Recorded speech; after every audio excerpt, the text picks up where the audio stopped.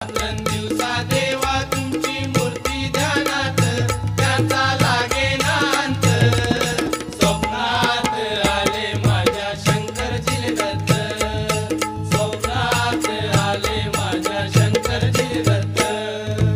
दिव्य स्वरूपी सडा टाकत होते अंगणात